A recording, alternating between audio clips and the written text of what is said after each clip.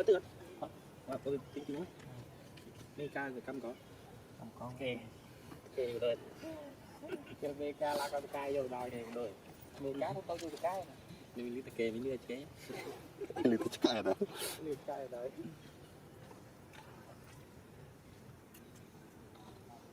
bộ áp mày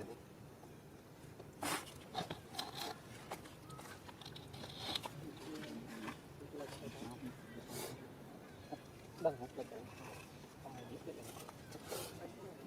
ô khẩn thế nào người gặp nó khẩn đấy lương một cái này nó khẩn đấy mọi này này tính tiêu ăn nó hết dùng đâu không tính tiêu hết buôn đó không có cầm co ăn đấy nè cầm co ăn này được ami ca đây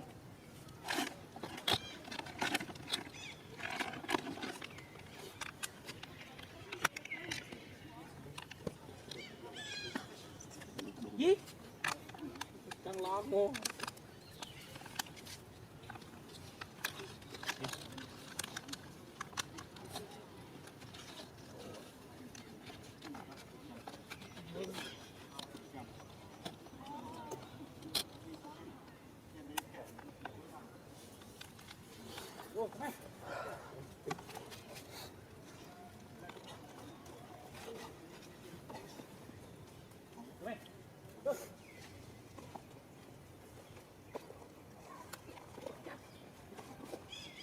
tay mẹ hết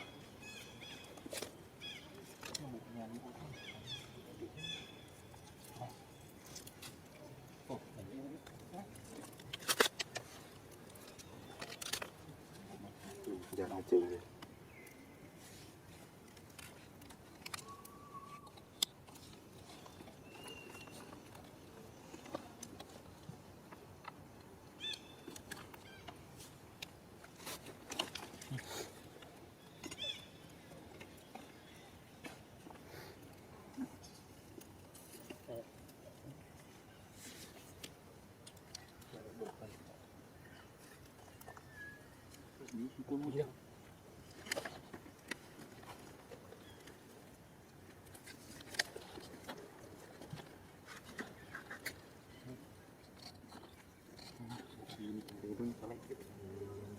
ra bút có khăn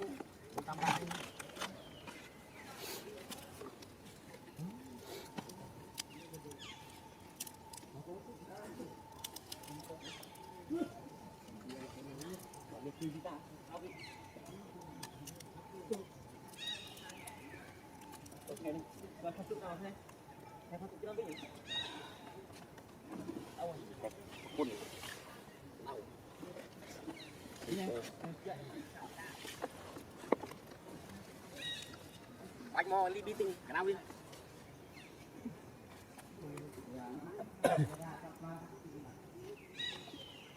lắng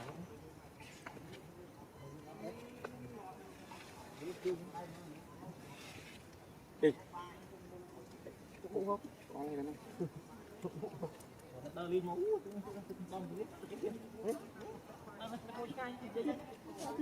không rất mình nghĩ bắn mòn bắn bao nhiêu tơ mẹ thì nó bay đâu xóa chụp ảnh nào trước linh đó nó đi mua cả tiếng máy phim anh là anh là độ tầm thăm đây tầm thăm bánh rồi cô không ra tay tiền bắt không sọt rồi đã nôm áp yên anh nói có cái vấn đề ngập kêu cô mới ai là phải dương hoạt lại mình gây ta sọt các bạn đây không bay đi tiên ông luôn mà mình miệng tiên tiên ở bây giờ ta là tiên đấy các bạn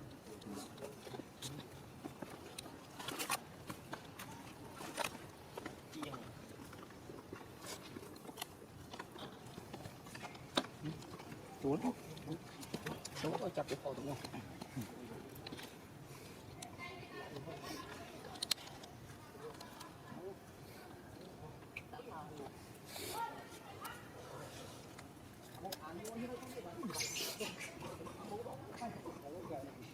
Ủa đây là bố ơi. Vẫn được. Dạ, cháu sẽ bị vẩy. Bà đi bố ra. Sao lại như vậy bố biết? Đây, tụi bông nữa. Cái nhiệt.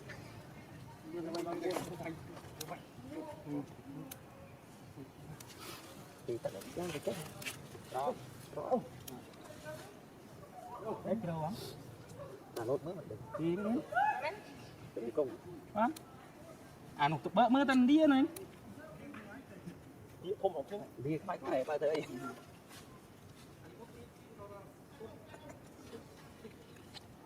Cái tắt. Rồi không đâu, gì kia thì ca rồi. Mình có cây nữa. Mình thôi, rất là long thôi, con đấy. Anh cái lệ đâu nặng chưa? Đáp đáp. Lên được lại này.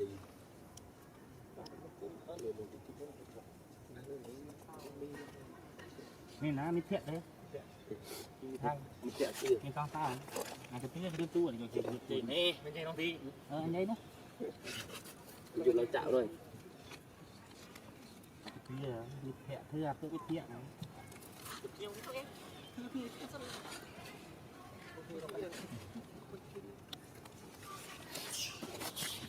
Nô hả? Rốc ba thôi biết. Nô. Đẹp.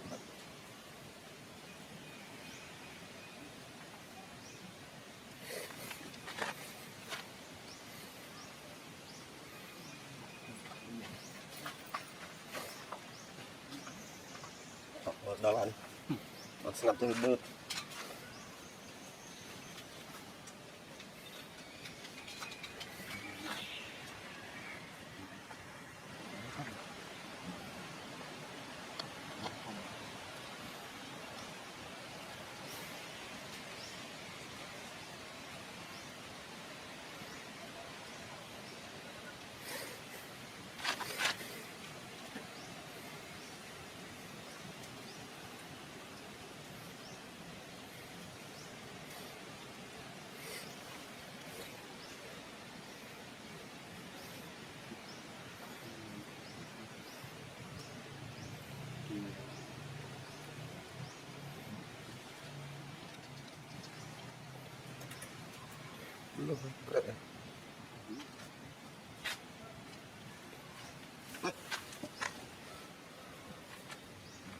Nè.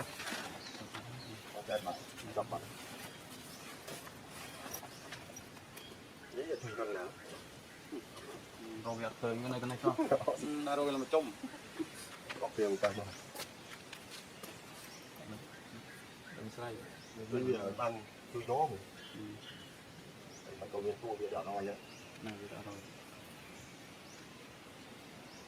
Dạ nó đi sạc tiến. Đi đó. Nó sạc chứ. Sạc chứ được sai. Sai cái sẽ bù lại người sạc. Sai.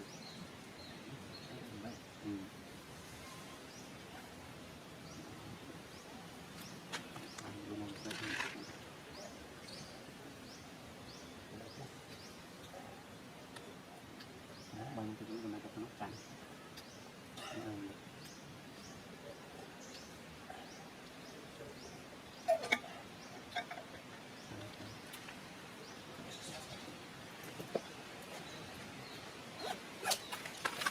Rồi.